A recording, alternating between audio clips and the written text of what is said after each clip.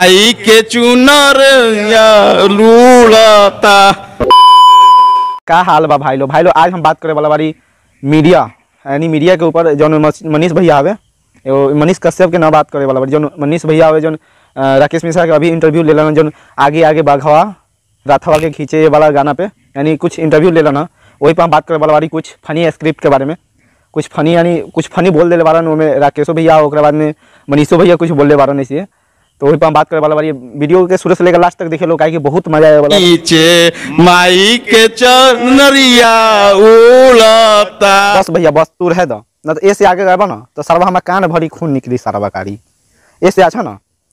कुकुर ना माने कौवा उवा जब ना खेला काँव काँव करेला ऐसे अच्छा ना कौवा गा दी के चुनर या लूड़ता। मनीष भैया अब तू का चाहत बारा हमें सीधा सीधी बताओ हमें यानी तू चाहत बा हमारे कानों में से लाग निकल मतलब हमारे कानों में है खून निकलो का ना क्या बधाई दीजिएगा आज पहुँचे। यही टैलेंट के ऊपर ना तहरा के सब गरियावे मतलब सब तहरा के पहचाने ला बता रहे हैं कैमरामैन लगातार फोकस करें। कैमरामैन फोकस कीजिए हमारे लंगड़वा पर फोकस कीजिए हर वीडियो में तहर बोलल जरूरी बा फोकस कीजिए कैमरामैन के उतना दिमाग बहावे तू जाके बोले के लोग सीख ला पहले लोग सूत्र से हवाले चला है कि एयरपोर्ट से यहाँ पर कैमरामैन फोकस कीजिए लंगड़वा के हवाले पता चला है मतलब सूत्रों के हवाले पता चला है लोग सूत्र से हवाले चला है आज तक हमरा समझ में ना आइल इस सारा सूत्रों के हवाले माने सूत्र के हवाले ई का कहल जाला ना एयरपोर्ट से राकेश मिश्रा पहुंचे हैं यही टॉस सुप में दिखाइए आज ही। भैया तू अगर मुजफ्फरपुर चल जाबा ना रिपोर्टिंग करे तो तहार आवाज ना सरवा मोतिहारी तक आवेला क्या कि तहार आवाज ना इतना गाड़ फाड़ हवे का कहीं बता रहे हैं कैमरामैन लगातार फोकस करें इहो बोल दे बोला से कैमरामैन हमारा मतलब हमरा पर फोकस कीजिए मर्द देखो कैमरामैन के सब पता रहेला से कहाँ फोकस अब मान लो दो आदमी अब इंटरव्यू दो आदमी के इंटरव्यू लेवला अब दोनों आदमी के ना फोकस करी तो तहरा पर फोकस करी का खाली कैमरामैन के सब कुछ यानी सब कुछ पता रहेला एक हमारे कैमरामैन के मत सिखावा तू जाके बोल के लूट सीख ला पहले आज पहुंचे हैं अभी एयरपोर्ट पर राकेश मिश्रा बहुत बहुत शुक्रिया मरते हेलो रिपोर्टिंग मरते जाके पहले जर्नलिस्ट के पढ़ाई पढ़ के आओ ओकरा बाद में रिपोर्टिंग करी का जानी तोरा लंग कार्ड वार्ड होई कि ना पता ना कौन तो है यानी कार्ड बना के दे दे पता ना लेकिन ये बात कह मनीष भैया तोरा बोलिए अपना बड़ा हंसी लगेला तार वीडियो ना हर यानी हमेशा देखी ले तार वीडियो एको को ना छोड़ ले बारी अभी तक कि हंसी लगेला हमें आ तू ऐसा ना चिल्ला के बोले ला मरते पहुंच रहे हैं एयरपोर्ट से पटना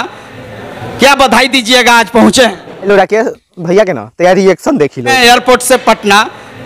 क्या बधाई तैयार मुहुआ के रिएक्शन देखी शायद राकेश भैया कैसे का मुहुआ बनेले वाला यानी रिपोर्टर मनीष भैया जैसे लेवत बारा ना इंटरव्यू हुआ तो देखे तैयार राकेश भैया के रिएक्शन फेस रिएक्शन देखा लोग क्या बधाई दीजिएगा आज पहुंचे भाई लोग मनीष भैया के सुनला बोलिया लोग यानी मनीष भैया बोलत बारन का बधाई दीजिएगा अरे मर्दावा तार लड़का उइका होल का से राकेश भैया तोरा के बधाई दिए जाके क्या बधाई दीजिएगा आज पहुंचे हे रिपोर्टर भैया वही सुख ना तारा के टाइगर नाम तो सुन ले होगा वही सुख तारा के रेले बाके क्योंकि पूछता है बिहार की आपने ऐसा ए मनीष भैया तू ये जगह ना ये जगह तू भुला गई ये जब बोला जाला यानी तू बोल रहा से पूछता है बिहार ये जगह ना कुछ और होकेला तू सही से जब वीडियो के लिपा तू देखला ना वो सही से सीख के अइह सुन के अइह आ पढ़ लिख पढ़ के अइह ओकरा बाद में बोलिह ओकरा बाद में रिपोर्टिंग करिह ना तो केहू जैसे राकेश भैया अभी तोरा रेला तारन वैसे ये केहू औरो रेल दी अभी तो मनोज टाइगर तोरा रेल ले बा ध्यान से क्योंकि पूछता है बिहार की आपने भैया ये जगह रहा के पूछता है भारत तो तू बोल रहा के से पूछता है बिहार आई पता भाई डायलॉग के कब पूछता है भारत ये अर्णव गोस्वामी के डायलॉग हवे जो फेवरेट डायलॉग हवे अर्णव गोस्वामी के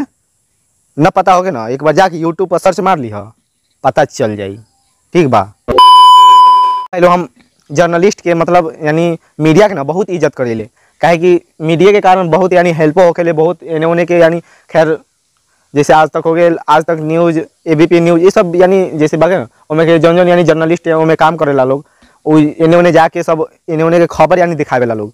तो हम बहुत इज्जत करेले मीडिया वाला के काहे कि बहुत हेल्प हो गया उस समय तो बहुत इज्जत करेले एगो दूगो मीडिया वाला के छोड़ के ना जैसे क्या नाम रहलक पीके आर्या के जैसे सब जहर उहर खियाए पर मजबूर कर देलक है। वो के कारण एगो दूगो मीडिया के कारण हमारे दिमाग यानी खराब हो गया, और वो सबके वीडियो देखी ना तो दिमाग हमारा खराब हो जाला। एक हमारे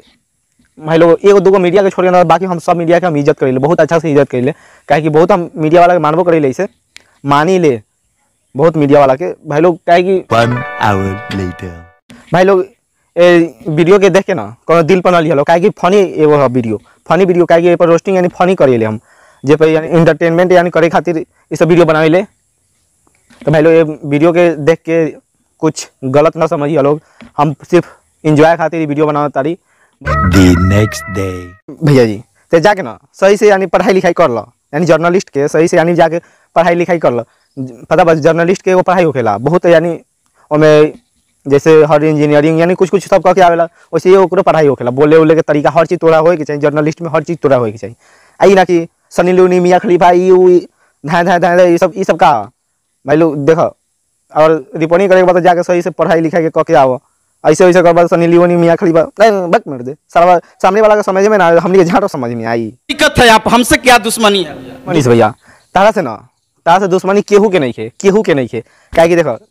रिपोर्टिंग करल जाला ना कायदा कानून से करल जाला, सेना से सनी लियोनी, मियाँ खलीफा ये सब का ऐसे रिपोर्टिंग ना करल जाला, सही कायदा कानून से रिपोर्टिंग कर। इशू हम बोली हके ना, अभी जन बोली हके से तू अगर मुजफ्फरपुर होगा ना तो मोतिहारी के सारा लोग के आवाज़ सुनाई, वो के मारे ना वो तेरा प्यार से बोलल जाला वो जगह। अब कौन कैसन मुंड में हवे, एक झापर दू झापर लगाई दी तोरा, ऐसे तो ना मारे के चाहिए, लेकिन अब एमे का कर सकला तू। अब केहू अब गुस्सा हो के आ वही में तू जाके अब ऐसे वैसे ऐसे हेन तेन इतना चिल्ला के बोलबा मर दे। तार वीडियो नहीं एको सोलो मोशन में एको बाकी होते बताई है, एको बाकी इतना ना चिल्लाया जाला, इतना मर्द चिल्ला मत, आराम से जाके बनावा वीडियो, आराम से पूछा, परमिशन ले ला, पहले पूछा ओकरा। तू तो हर जगह मुंह में सीधा घुसे रहे वाला मई कवे, ऐसे ना करा। देखा मनीष भैया तारा के एगो हम तारा से दुश्मनी ना केहू के नहीं खे। अब देखो तो आई गाँवरपन आई सब पढ़ल लिखल होबा तू हो, ई गाँवरपन ई सब अनपढ़ के बात हो गई। इतना चिल्लायल हेन तेन हाउ हाई कैल, इत सही से वीडियो बनावा, सही से बोला, गाँवरपन थोड़ा कम कर दा। तहार पता बा हम भी यानी तोहर बहुत बड़का फैन है, पता हवे, काहे कि तहार वीडियो देख के ना इतना मजा आवेला मत पूछो। सब तो के पहचाने यानी सब तो के बहुत लाइक करेला, लेकिन तू हमें ऐसे वैसे बोल देवला ना हेन रेन तेन पता ना का बोल देवला, ओ के कारण ना वही चुक तो हरा के बहुत कोई गरियावेला। ऐसा गाँवरपन तैयार छोड़ दा, ओकरा बाद सही से कर, आगे जाके बहुत बड़ा यानी जर्नलिस्ट बनबा। जैसे मनीष कश्यप के नाम सुनले होबा, देख लो भल यानी छोटे यानी अभी कुछ दिन पहले अलन है, भल ट्रेंडिंग में चल देले बारन, जानत बारन ना, अभी यूट्यूब पे गूगल पे ट्रेंडिंग में चलत बारन। ओके बाद अब देखा तू गाँवरपन सिर्फ छोड़ दा, तार में टैलेंट बहुत हम जाने जैसे टैलेंट भरल बा, मेहनत बहुत भी ज़्यादा करल, सिर्फ गाँवरपन छोड़ दा, बाकी हर चीज़ तोरा में सब अच्छा खासा हवे। बस एक दिन जाके ना आगे जाके बहुत बड़ा जर्नलिस्ट बनबा तू। नहाना खाना और बाथरूम जाना भारी पड़ जाएगा। जिस सही बोल रहा है राकेश भैया, मनीष भैया पर ना कोनो भरोसा नहीं है, काहे कि अब मनीष भैया ना ऐसा रिपोर्टिंग करेलन से अब केहू अब सुबह खानी उठ के ना केहू हगे जाए खेतिया में ना तो पकड़ के ना पूछिए से आपको हक के कैसा लगा, इस सच में पूछिए दिए, काहे कि तनको मनीष भैया के तनको लाज बीज ना हवे, काहे कि कहीं भी घुस जालन। भाई लोग अगर वीडियो अच्छा लगल होगा तो लाइक शेयर कमेंट और सब्सक्राइब कर दिया लोग, काहे कि वीडियो बनाने में देख तरह कहाँ बनाता वीडियो थोड़ा यानी लोकेशन चेंज हो गया बाकी आज के वीडियो में। तो भाई लोग वीडियो के शुरू से लेकर लास्ट तक देख ले लो, तो लाइक कमेंट शेयर और सब्सक्राइब कर दी लोग, काहे कि वीडियो में मजा तो आयल ही हुई सुन के समझ के। ना तो ये वीडियो के ना लिंक हम डिस्क्रिप्शन में दे दें, ठीक बा, जाके तो नहीं लोग सुन लीजिए, हाँ, काहे कि बहुत मजा आ जाए। तो ठीक बा, अभी तक के लिए बाय बाय, मिलते हैं अगले वीडियो में, तब तक के लिए बाय।